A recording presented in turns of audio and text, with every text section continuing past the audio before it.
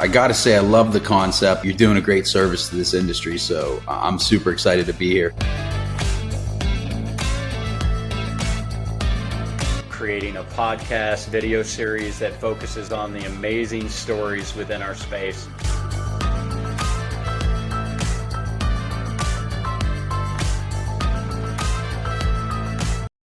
Hey, contact center, customer experience friends, welcome to episode 10. We made it to double digits, guys. Today, our special guest is my friend, my mentor, Steve Bederman. For those of you who don't know Steve, he's the president of NobelBiz, has been a leader in the contact center and technology industry. NobelBiz is actually a CCaaS omni-channel provider in this space, along with doing carrier services and other things. He's published 3 fiction books, a series, right, on Mitch Jacobs, who's a CEO who's actually ends up being more like a spy adventure, the fun books. And now you're actually coming out with your first nonfiction book, right? Lessons I've learned in no particular order, right? That's right. Awesome. Yeah, it's about time, too. I've been waiting for you to come out with this book. So Steve also happens to be the primary reason that I'm in technology in the contact center space. So with that, Steve, thank you for joining us. Hey, Fred, thank you. And the first time to your audience that I ever met Fred he was a customer of ours. And he was such a good customer and such a detailed guy in contact center technology that I recruited him from a company he owned. So yeah, you actually saved my bacon. You actually saved me because we were shutting down. If you remember, that was when WorldCom went belly up. Oh yeah, and they owed us. Yeah, they owed us a lot of to return the system. That's what you did. You flew to Denver to return the system, and I hired you to build our university. Yep. Yeah, I actually drove the server out to you, and I still remember that day we met with all the girls outside the little conference room with the glass, and that's a whole nother story. So I know I don't want to embarrass Fred, but I have to. So he comes to me, and I'm interviewing him. Well, not really interviewing him. I'm just talking to him in our conference room.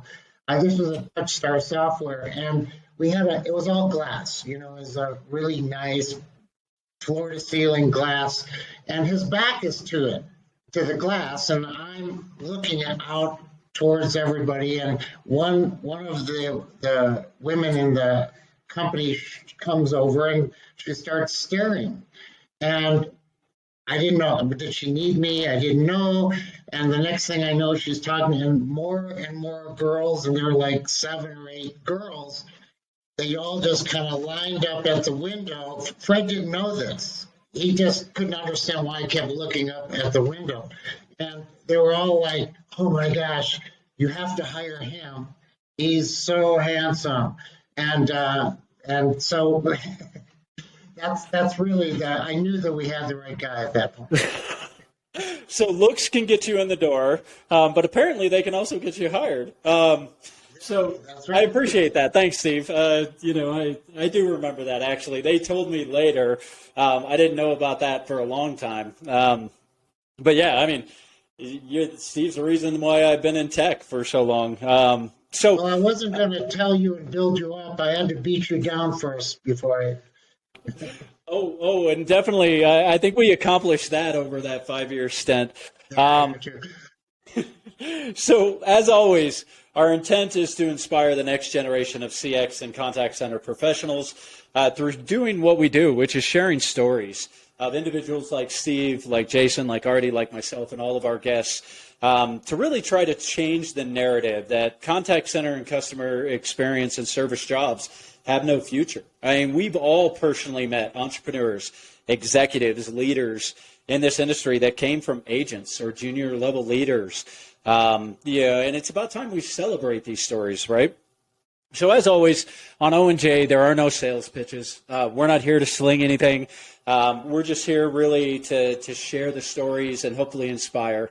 So, all we ever ask is subscribe on YouTube, follow us all. And, now with that, So without any further ado, Mr. Bederman, how did you get into contact centers? Tell us your origin story. It wasn't a straight line. It was not a straight line into it. And probably like almost everybody, there was certainly not a plan that getting into contact centers would be where I would find myself for the rest of my career. I wanted to get married.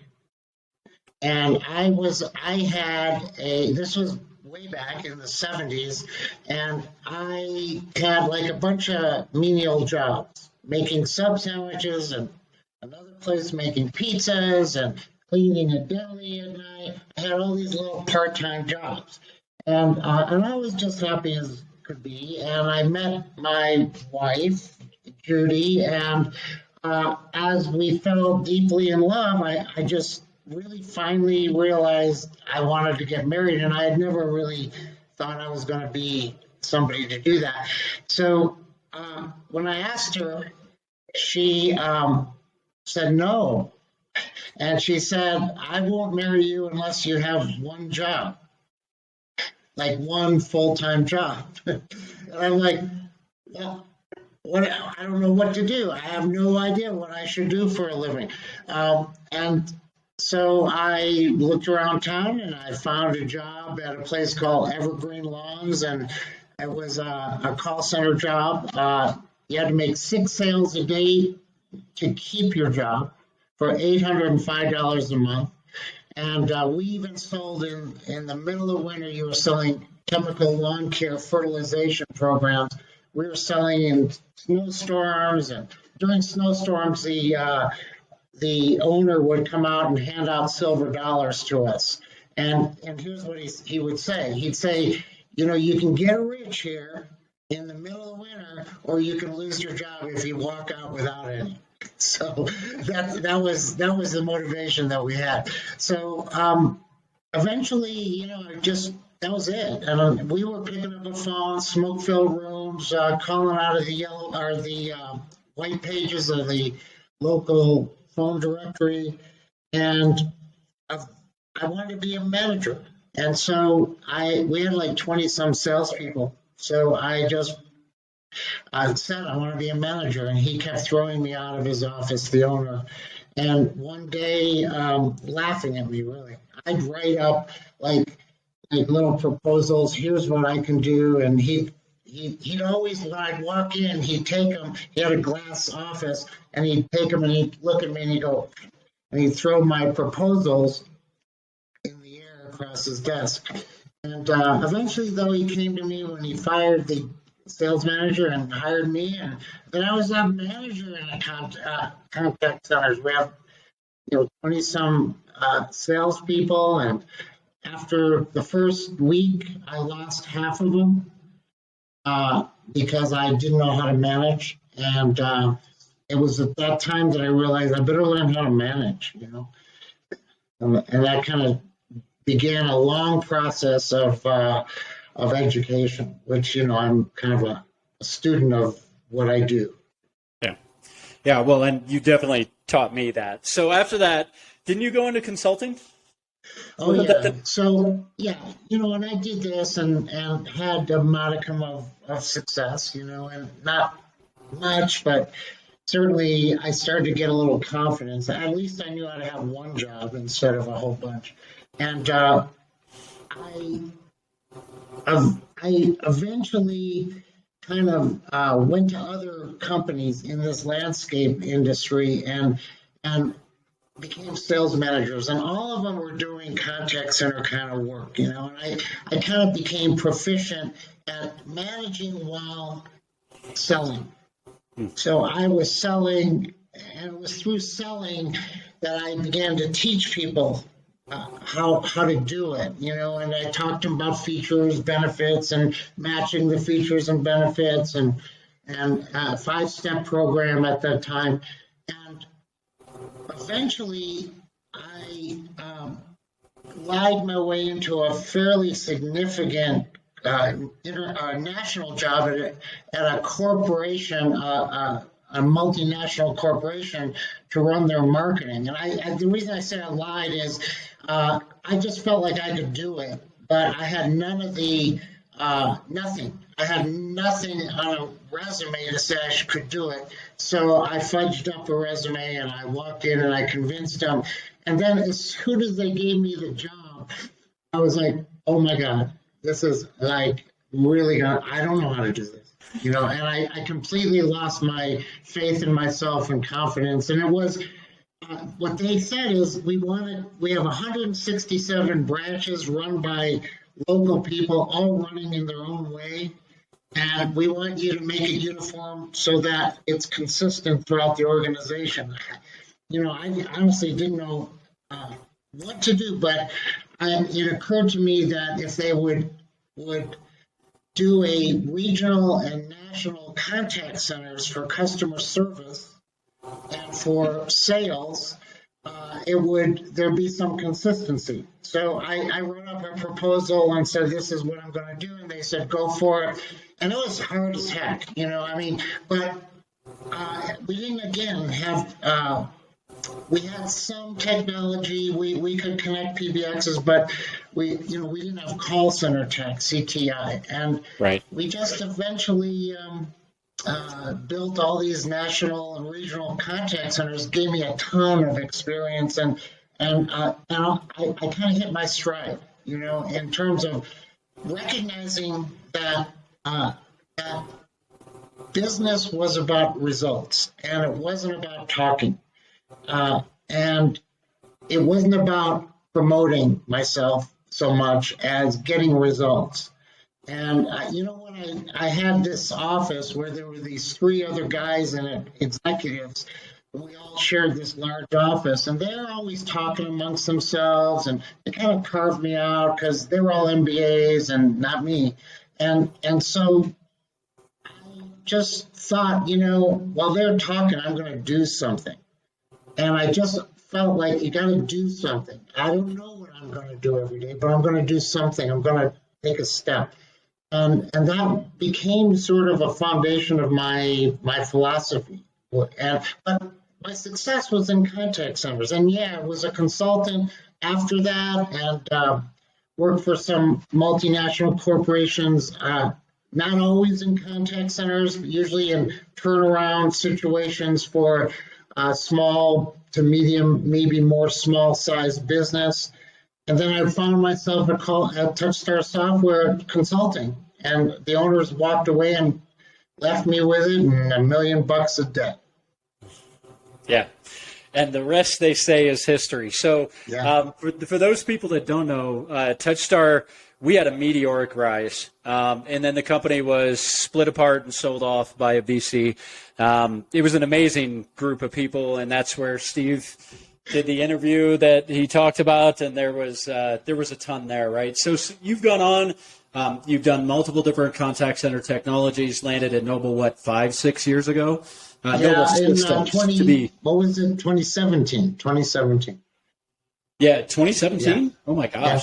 So it's, so NobelBiz, not Nobel Systems, so two different companies, close to the same names, but everybody always confuses them. And that's where you're at today. So with that, it only made sense for me to focus this portion, which is the open forum and just the open discussion on leadership. Because, really, although I had early mentors in leading contact centers, no one really ever provided great guidance as far as the art side of leadership and how to grow and build scale. So I thought, now that I've got you on, finally we can actually focus on leadership. So with that being said, for a starting point, what's the number one lesson, or one or two, whatever you want to share, that you would give a young leader in our industry today? And Steve, you start us out. Well, know what you believe in. I really did not become a reasonable leader until I understood my own brain, and I understood two things. How do I think? Meaning, how do I process?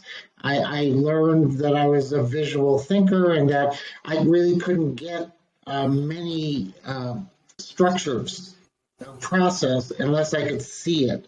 And once I could visualize it, it was very easy to implement. But the second part was back to know what you believe in. And I literally one time had an interview in Pakistan, out there in Karachi. I'm like their version of the Today Show.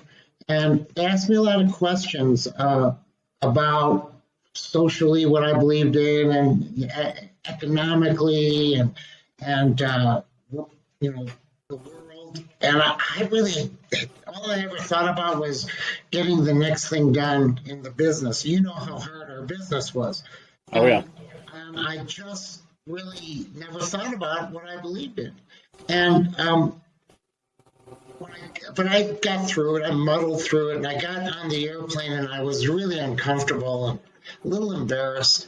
And I just sat on the plane for hours writing little one-liners about what are the things I believe in. Right. I've never done that examination before. I realized, oh my gosh, I have a lot of things. I filled up sheets that I believed in because in fact, Judy used to say to me that, you only focus on business. You don't really have social, you're sort of moderate to everything. And next thing I knew, I had all these beliefs, and it was power when I realized that as I went back to work and I began talking to our staff, and that every decision, there were no conflicts in my decision making anymore because I understood the heart of the matter, me. I like it. Jason, how about you? So first off, I love what you said, Steve. I think the biggest challenge is most people don't know who they are, what they believe in, what they stand for. I went through a similar process when I wrote my book. I was like, wait, how do I sell? What do I do? What actually works and what doesn't work? And then in that process, defined it. But before then, I had just kind of done it. So I love that.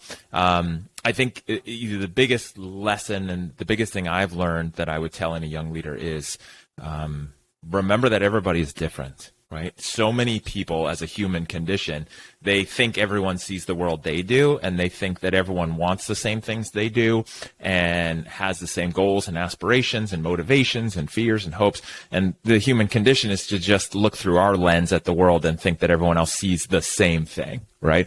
Same reason I'm frustrated when people are in the fast lane in front of me. They don't understand what that left lane is for. And I'm just like, how do you guys not understand? It's actually in the DMV handbook what that lane's for. Why are you in my way? And so, I think from a leadership lesson standpoint is to understand everyone's different.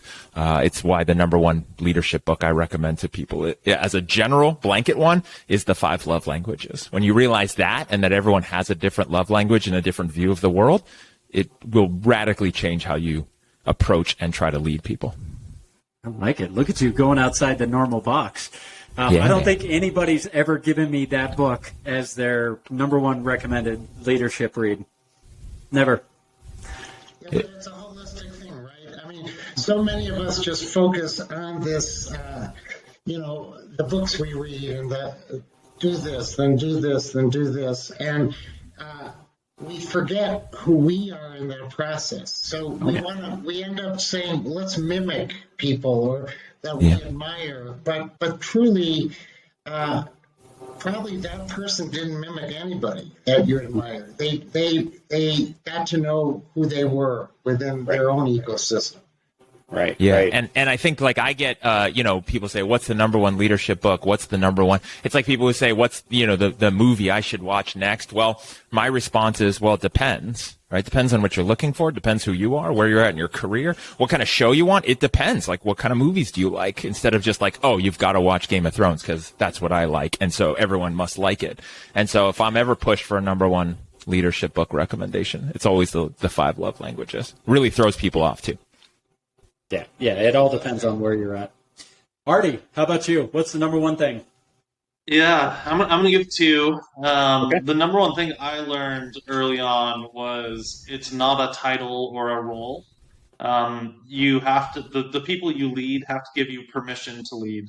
And you can become a leader before you become, a team leader, manager, or whatever. You can literally be a frontline agent taking calls every day, and you can be an inspiration or a guru or that person that people turn to, and you can be that leader. So it's not a title, and there's lots of people who have those titles, team lead, manager, that are horrible leaders. Like they just don't know how to lead, and they have people on their team who are amazing leaders, and they don't have that title. So just think of it in a different way.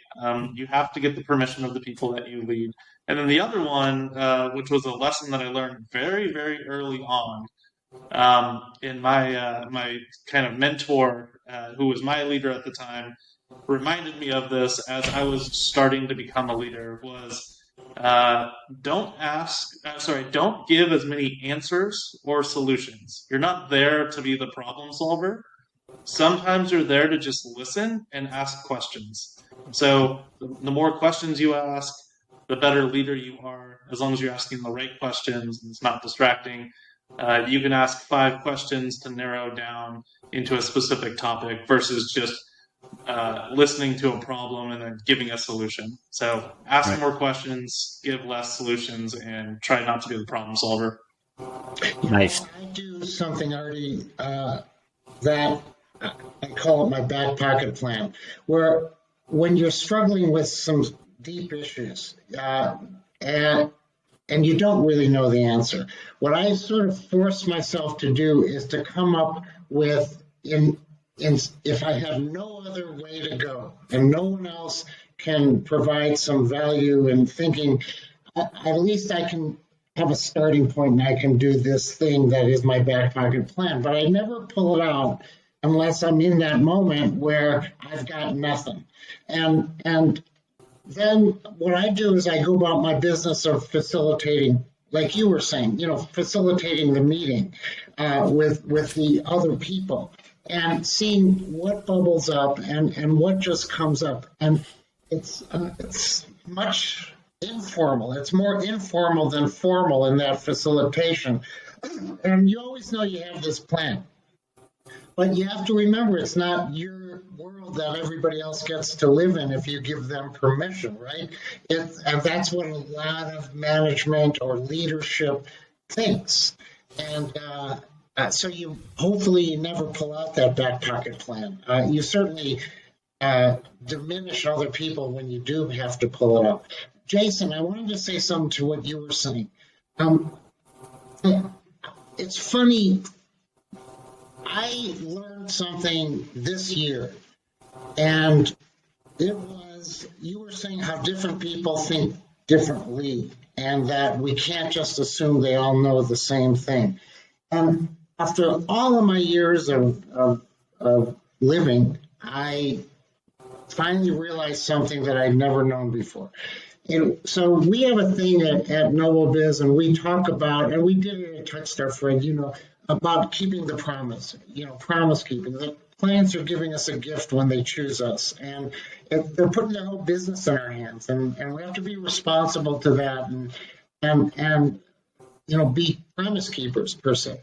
So one of our staff, the head of our support group, in fact, we were struggling with what he was doing, and it was like, but you have to keep the promise. You have to call people, get people on the phone, talk before you email, type of a thing. And we were talking about that, and he he just really couldn't get it. And he was trying to, but he couldn't get it month after month after month. And one day he said to me, well, maybe I don't understand what you mean when you say promise keeping. What's your definition of a promise? He said that to me. And it just blew me away because I thought it was common sense. I thought everybody knows what a promise is. Everybody knows that piece. And Fred, I took that for granted for the 20 years, we've been working together, that just people got that piece. And right. I realized he truly had a different definition And I did, and it kind of blew me up for a while, blew my world, because I just never realized that. And so you can go for your whole life and doing the next right thing, and you can still find at 70 years old that you don't have answers. You don't know everything. Wow. Yeah. So for me, I actually got one of yours, Steve. You taught me this early on, or you shared this with me, and it stuck. And I've iterated over top of it multiple times. But Did you say bottom it line, stunk? It stunk. It totally stunk. It stuck. So you told me at one point we were going through I was taking over the international group. Right. And we were sitting down and we were also thinking about writing a book together at the time. And we were kind of iterating back and forth and ideas. And you said these words of the job of leaders is to make choices. And the beautiful thing is if you make a bad choice, you just make another choice and you make another one and you make another one. And it just stuck forever. And the reality, our job as leaders is to make decisions. Period. Oftentimes on skewed or little data, and we have to go from the insights of people who, whether we like it or not, are swayed by our position or title or how they foresee the potential impact to them. So, but that's our job. I mean, as leaders, it's your job to make a decision. And, with those mission, vision, core values, designing a company the right way, it makes it easier for leaders to make decisions. And I've kind of, like I said, I've expanded it. You just said it's our job to make choices. And then if you make a bad choice, we'll just make another one. That was where you ended it. I've kind of taken it and ran from there. Fred, people, if you build an operation, an organization where you say to everybody, make decisions. Go ahead, make decisions. I got your back. I don't have to make the decision. You make the decision for this. You make the decision for that. Because don't you realize in most organizations, it's probably different for people at home, I guess, but certainly in organizations, and a lot of it's cultural because they've been conditioned, people have been conditioned this way, but they have a lot of ideas, but they don't want to say, yeah, okay, I'm going to go do that. So there's this fear of doing, going that next step from the idea to doing, and you have to teach people or create a culture where it's safe to make those choices, and then and you have to pull back the fear part, which I've always felt is, well, yeah, but what if it's the wrong decision?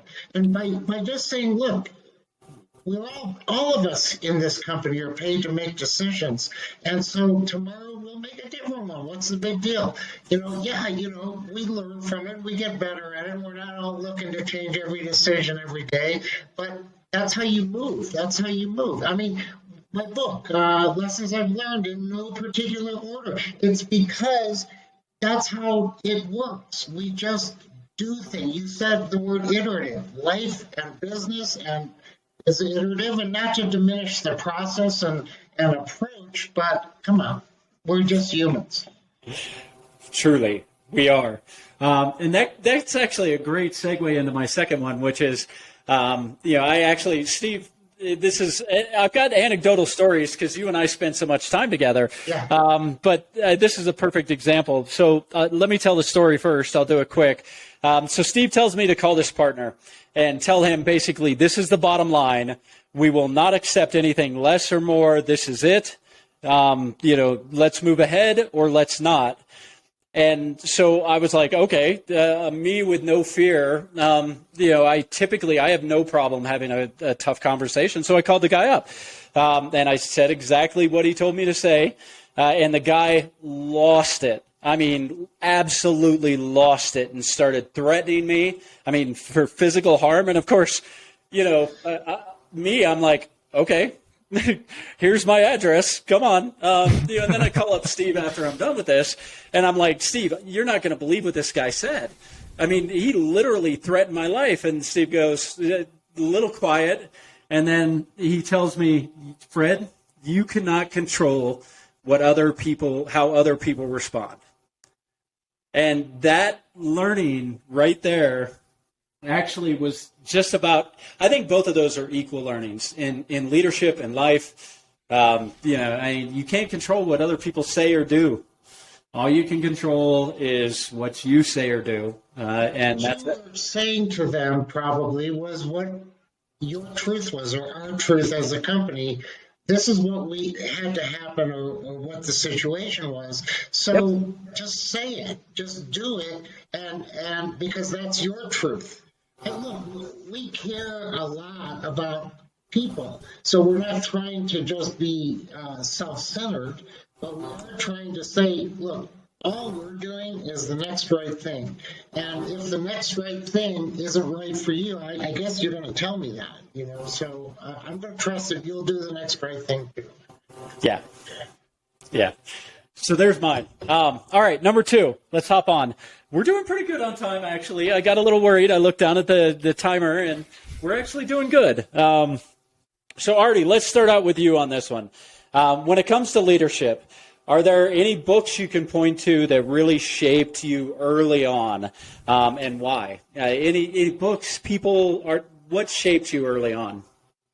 Yeah, first things first, always have a mentor. So if you're trying to get into leadership or you're new to leadership, find someone at your organization or find someone in your network or someone on LinkedIn. It doesn't have to be someone who works at your same company, but find someone who can take you under their wing and mentor you and help you out. Obviously, Steve and Fred, you had that mentor-mentee relationship, and that really, really helps, because as leaders, you get stuck, and then when you get stuck, you start to scramble because you need to make that choice or that decision for the team or the team member. And if you don't have a person to bounce an idea off of, who's a mentor, who's a safe and trusted in the safe tree of trust, you may just make a really, really, really bad decision. As far as books, I have way too many. I'll say them really quickly. Leadership Gold by John C. Maxwell. Amazing book. It's more of like a book report book. So if you're looking to learn the fundamentals and write them down in a journal, that's a great book for that. Outliers by Malcolm Gladwell. It's a fun, whimsical way. He takes every chapter as a different type of outlier and why they're an outlier. And the reason why outliers are so important to leadership is that as a leader, you are an outlier. You are different. And also you need to identify and work with your team and make sure that you identify your outliers, because everyone is different. And even though someone on your team is not performing, they've got some strengths. So try to identify what those strengths are and then lean into them as much as you can. And then the last one is just kind of more whimsical and funny. If Harry Potter Ran General Electric by Tom Morris. It's just kind of cool. I love how it breaks you out of the, we're not saving lives here. This isn't the end of the world. Let's have a little bit of fun with leadership versus it being so strict and rigid and policy. So just those are the 3 that I recommend. You're going to have to send me the title of that one. I'm sure I'll look it up for Harry Potter something or another. But I've never heard of that. That's awesome. That's a great one. If Harry Potter Ran General Electric, it's really, really good. I like the premise. So, Jason, let's go with you. How about you? What books people... Let's say the book that was most kind of inspirational to me early on, leadership and business, was Good to Great by Jim Collins. I'm a big fan of the E-Myth Revisited from a process business running standpoint, but Good to Great was, about leadership, all about getting the right people on the bus, then getting them in the right seats, and getting the wrong people off the bus, and how to run that, even if it's a small organization. So that was the most, I've worked for a couple of owners, bootstrap startup mode early on and when I was in leadership roles, and learned a lot about coming up with solutions and figuring it out with limited resources instead of throwing money at it. Also learned from one of the early leaders that I worked for how to be a terrible leader and a terrible manager. where everyone came in with their pipelines for what the process we were doing. And anytime anyone made a suggestion, he basically said no and then told everyone what they were to do instead, for the process and with that, let's say with that transaction. And so people stopped coming with ideas, and then he would get mad that no one had their own ideas. And I told him, it's because you don't care what they think and you're going to tell them what to do anyway. So why should they even try and be wrong? Right. And so I really learned how not to do that, kind of like what you were talking about, a few minutes ago, Fred. Yeah. You took mine. So, Steve, why don't you go and I'll give some more. Well, I know you'll think I'm patronizing you, but this selling with authentic persuasion, I really mean that. And, every once in a while, I can tell you this, I read, there's a whole lesson, way I learned and educated myself over the years, every single day having this reading regimen. And I read a ton and filled up the vessel with a lot of knowledge, but never really had any epiphanies. But every once in a while, you'll run into something and it does it. Kind of like when you said Collins, and everybody says about the same thing. You have to get not only on the bus, but the right seat on the bus. If you have to say what's the single biggest takeaway from his books, that's it, right? It's that thing. And it is. And it's a takeaway because it's remarkable. We know it, but we didn't think about it in a quantifiable way. Well, I would say one of the things that Jason did, Jason, you have this, this thing the creed that you have about being a professional salesperson. And it's so right. And it's one of those same types of things where it's just so right. So I honestly have to say, with all the reading I've done, that's I think it's an important book for people, for people to get. And then there's one other book, I just have to mention it, and then I'll stop. And it is by Blanchard. And it's The 1 Minute Manager Meets the Monkey, or something like that. And I'm not a big 1 Minute Manager guy, and I'm not necessarily a Blanchard guy. I'm not any of those things, but he wrote this in '89. And it's the same thing where there's a single thing, which is people love to give you the monkeys on their back and pass them off to you. And until you see it in this, again, quantifiable, clear way that he says it, and he tells little stories and things that make it, you kind of laugh about it, until you see it that way, you realize, my God, that's why I'm always struggling, because I'm doing other people's work. I'm not doing my work, I'm doing their work and my work. But if you really think about it, I'm passing stuff off too. So we're just passing this stuff around, and nobody's taking ownership. That's why we say you gotta own who owns this. And I think that book does, The 1 Minute Manager Meets the Monkey. So these two books. I remember that one. I think actually we might have reviewed that, Steve, when we were doing kind of that book workshop with some of the leaders. Yes. Yeah. So, I go back to Good to Great once a year. Literally every year I reread that book because Collins and all of his books are extremely driven by data, right? His findings aren't some pie in the sky idea. He's not like super rah. He is purely about the data. And then he gives great things, visual ways to, put things into perspective and actually apply them. And that's probably why Gino Wickman and his work on EOS is also, one of my favorites because he's completely driven by data, and it's been thousands of entrepreneurs who have helped and experts help build this framework, right, that I absolutely love, which gives common language and gives you the ability to create visibility and scalability in an organization. As far as, I'm trying to think, how to be Steve, using Jason's. I seen you trying to hold back the smile, dude. It's good. You can't, you got to admit it. It's good. Well, it's even in the title, Jason. As I'm saying, what makes a book an important book, it's sometimes that single idea that is memorable, that is said in a way that just simplifies it and stays with you. And that's what, be authentic, be real. And but do it as a professional. And that's the key. It's like, be a real professional. You can match those in a wide range of ways. And I think you found something very important that people need to take note of.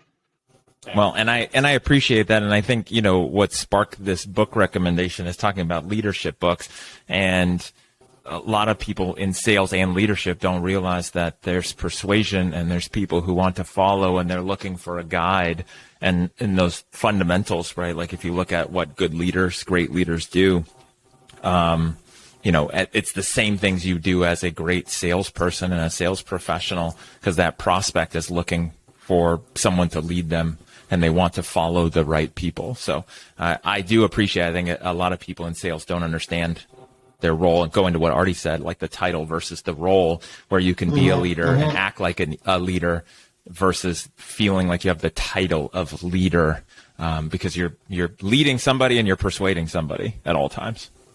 Aarde, you reminded me about something. People, we see in business, entrepreneurial business, we see a ton of people that are not the right people to be your mentor. I would say they're bad managers and they're bad leaders. And there's an abundance of them, in my opinion. And so you said you have to find a mentor, but it's really hard to find a mentor. And I think you have to not force it. You have to just, it'll happen. Somebody will resonate for you, or just parts of that person. Well, I had two important mentors in my life. Neither of them ever knew they were my mentors, and they were both hard-ass guys that I didn't like at all, and they didn't like me. And I wouldn't manage the way they managed. And it wasn't really just learning what not to do. It wasn't really that either. There were things that they did do well. But because entrepreneurs build they have a level of success, and they get to that level of success, and everybody working for that person needs a job.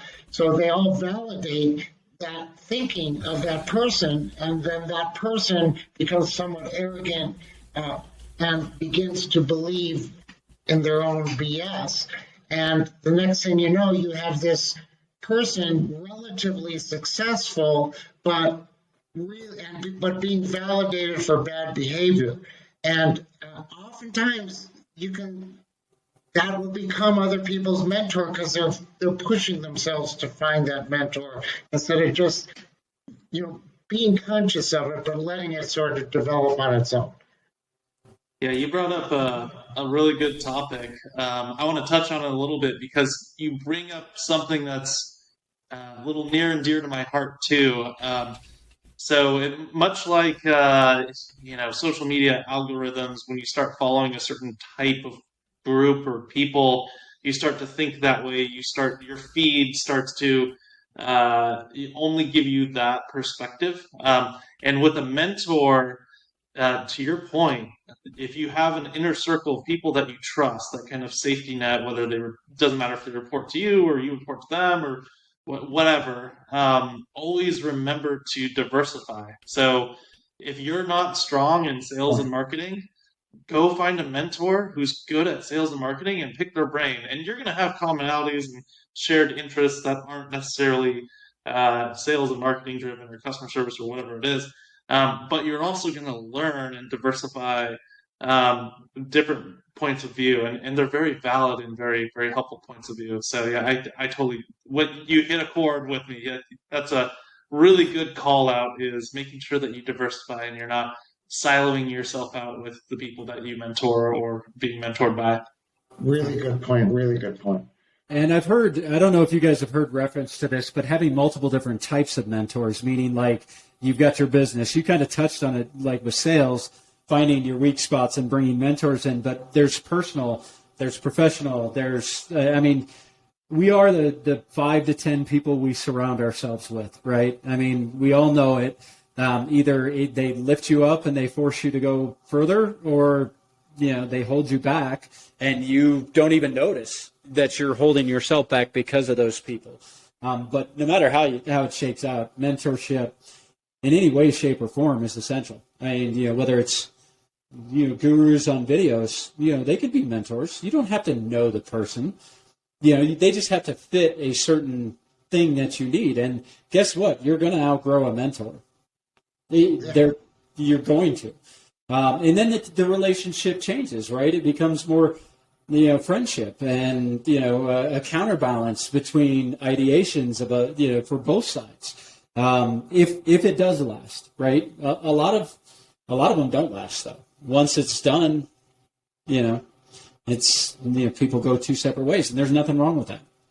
And I think one of the biggest things, like, I see a lot of people afraid to do, and it's just the human condition and our egos, and I know, like, sometimes I got to catch myself, is making sure that you spend as much time as you can as the small fish in a big pond, right? Not the big fish in a small pond, is being around people who are playing a different game, bigger game in whatever they're doing, or leading in a different way, just to pick up things. I remember when I first got introduced to books like The E-Myth Revisited and Good to Great, I was brand new to sales as a loan officer, and I was going to a weekly breakfast of people who ran businesses, and my boss brought me to go, and I literally didn't fit in, and I was quiet most of the time, and I just absorbed everything I could from everybody who was playing a totally different game than me, and it was fascinating to just be there and absorb things.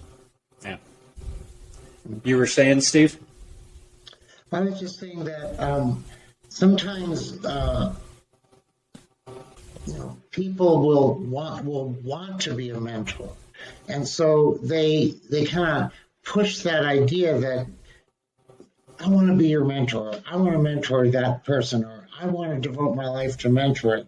And those are the people I honestly worry about, because to me, in leadership anyway, especially leadership, because it's so nuanced, and yes, there are rules and approaches, but it's also very subtle. And so in that area, when somebody sets out to be a mentor for leaders, per se, they immediately lose me, because I think just you have to notice people that resonate for you, and you can't.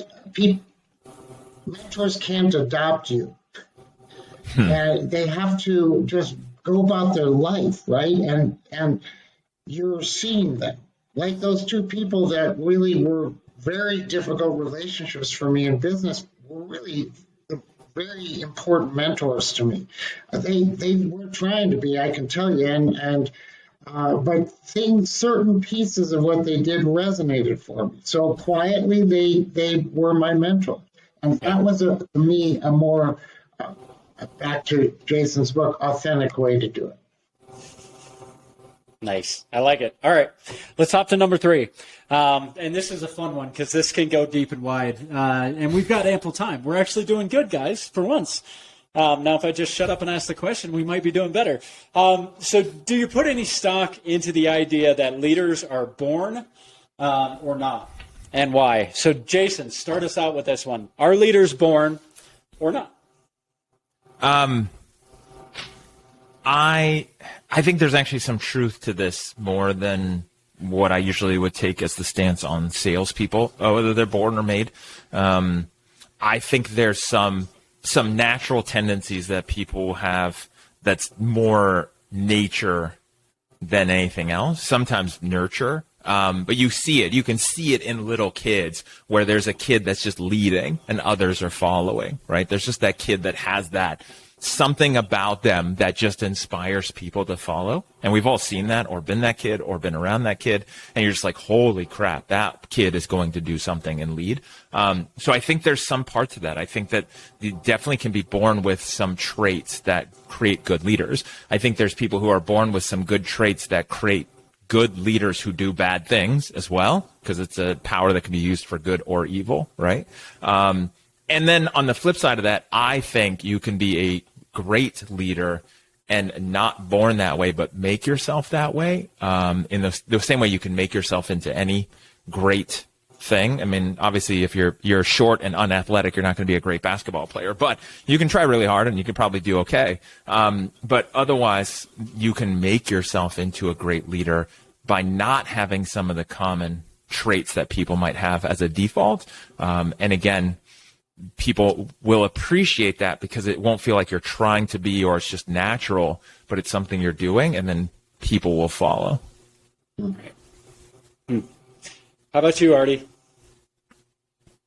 Oh, this is a tough one. I'm kind of with Jason here. I'm kind of back and forth. I think leaders, you can be born a leader and not necessarily learn it.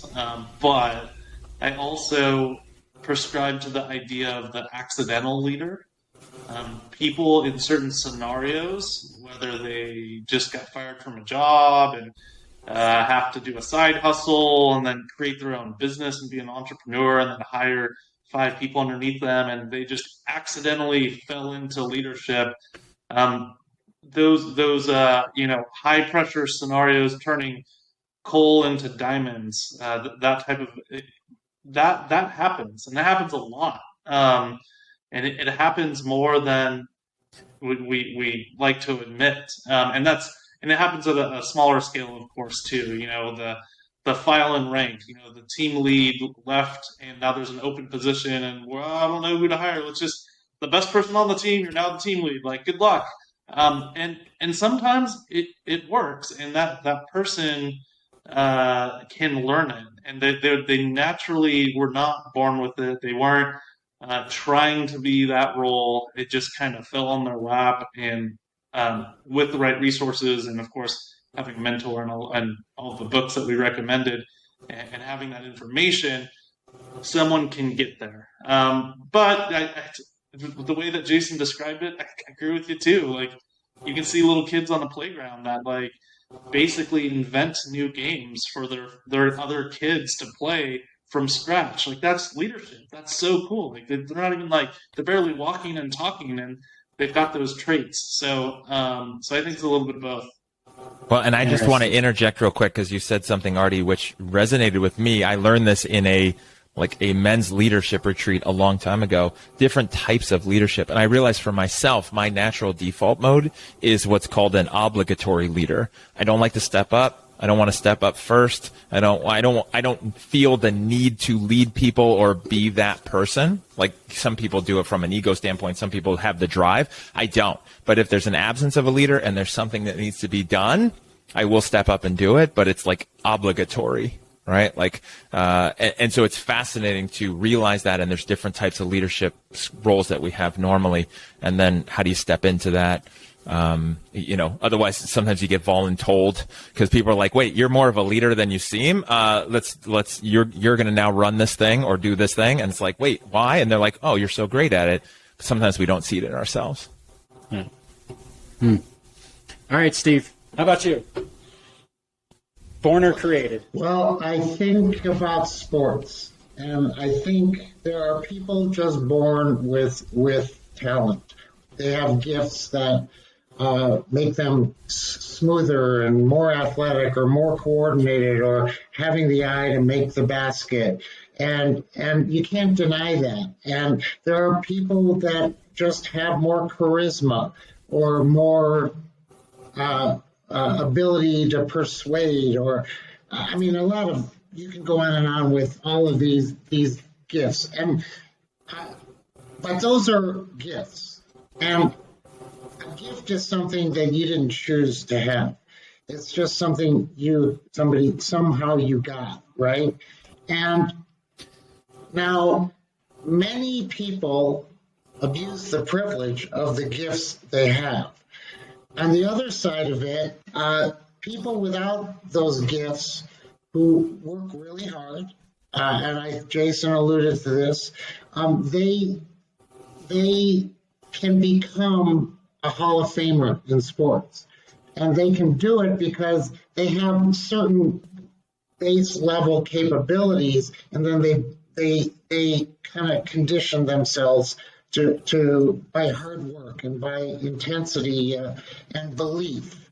But you know, I've been sort of saddled with this, where people have said in the last, I don't know, 15 years or so that, you know, Steve is led, or Steve's a leader, or he's a good leader. But I have to tell you why, for me, that doesn't run pure in my own thinking. And the reason is that there are times that I naturally am a good leader. There are times I'm a terrific leader, and there are times I'm a horrible leader. And I know those times. And sometimes the worst part is I don't know those times. And I think I am. And I'm demoralizing people somehow around me, or some people that needed me and I wasn't giving them what they needed. So leadership is this sort of, it's an inconsistent thing. You can't be a perfect leader. I go to two people, Steve Jobs and Elon Musk.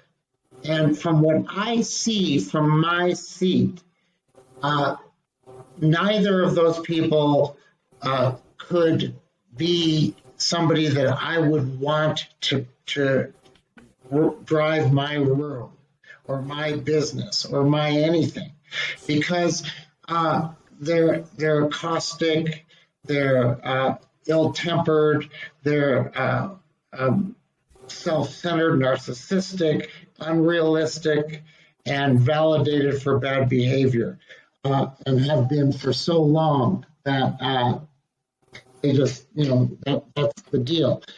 That being said, I will tell you that 50 years from now or longer, when people look back at these great companies they had, they will be written about as great leaders. But I would tell you they're not great leaders. They're great business builders, but they're not, and that's not the same as leadership. You have to decide. It's kind of like I said earlier, the guy challenged me and said, well, what's a promise? What's your definition of a promise? Well, what's your definition of a leader, right? Can he be like me where I'm not consistent and that I have my blemishes as well as my wonderful moments? I mean, I think leadership is to some degree a moving target. And if we try to corral it into a person, we're going to be disappointed. And it's back to the mentor question. Pick out things with people that help you and help you learn, help you be inspired, help drive you to the next step. But I think we're all going to come up a little short as leaders, because, come on, like we all know, we're just people. Yep. That we are. So I've got a few minutes left for mine. Here's my take on this. I think leadership is a practice. It is not, there's no perfection. You continually learn, you continually develop. The world will shift the way that you have to lead. The next generations in the way that they think and they've been nurtured will shift. But I fundamentally, science has told us, right? We only have one thing that when we come out of the womb, and that's the fear of falling. which they assume comes from like the birthing time and the feeling of the yada yada, right? And then everything else in our thinking, in our major neural pathways, everything is built on what happens around you, period. So the fact that anybody believes that a leadership is born, I think there are people born with skills, like you said, Steve. They've got great skills, but that's not a leader. Leaders, that could be a great visionary, but that's not a leader. A leader of people is someone that can build trust and people get behind and can admit when they're wrong. I don't think none of us are perfect. I think people actually gravitate towards people that say, look, I screwed up. I got a little emotional. Here's what we need to do. Here's what I'll do. I'll try to get better. I apologize. So let's fix the situation. I think, and the world is shifting, and the next generation thinks differently, right? They want to be home. They don't want to be in the office in group settings. They just think differently. They operate differently. And I'm generalizing by generations, but I mean, the world shifts and changes. I think the empathy piece and what it is to be a great modern leader is completely different than the stuff that, when I was reading Jack Welch, 20 years ago, when you and I first met, Jack Welch was a terrible leader. But he built an amazing organization, and he built some of the earliest forms of leadership training and, KPI management, and he did some awesome things. But as far as the way he treated people, that was, looking back on that, it's just like, oh my God, I couldn't imagine if a CEO did that today. They'd be skewered. So, in my opinion, leaders are built, period. And maybe it's in the diamond in the rough situation, but we're all nurtured to eventually take on that mantle. And you have to want it, and you have to keep learning and developing because it's a practice. I don't know. Yep. That's my thoughts. I'm with you. It's not a list that you can just check off and be done with either. So I completely agree. It's something that is ever changing. It's because it's just people. It's people networking. So people change. People are different. They're unique. You've never met every different type of person. You never will. There's so many different types of people out there in the world. So it's hard because you have to adapt to the environment that's around you, and that is not a checkbox. That's not a list you can check off. No. We in business, just circling back to business in particular, we build businesses or successful initiatives and really well thought of business. It doesn't mean we're good at leadership. And it may not mean that we're good at management. There's probably better chance that we're good at management than leadership, but because I think there's more a craft to that. Yeah. But I don't know. Leadership to me, I have a hard time reading leadership books. I've read plenty, but earlier I said I've gotten no epiphanies from any of that reading. It's because some things I'll read resonate for me, points, and a lot of points don't feel like me. And so God forbid, one last thing. I had a guy who was my boss years and years and years ago who had inherited this business, and he had hired me as a consultant to put it into this money-making business in 15 months so he could go sell it and be wealthy and retire. So we pulled that off, okay? But he had no emotional intelligence, okay? And he was quiet.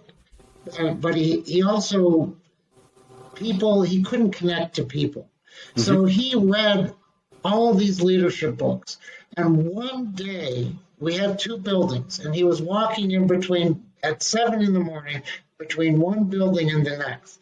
And I'm standing nearby, and I see him, and he walks up to one of the people working there, which is like something you never saw him do.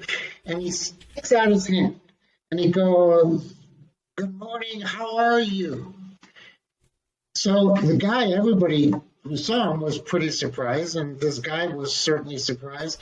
And as the guy kind of took a moment to answer, the guy's name was Bruce, he just kept walking.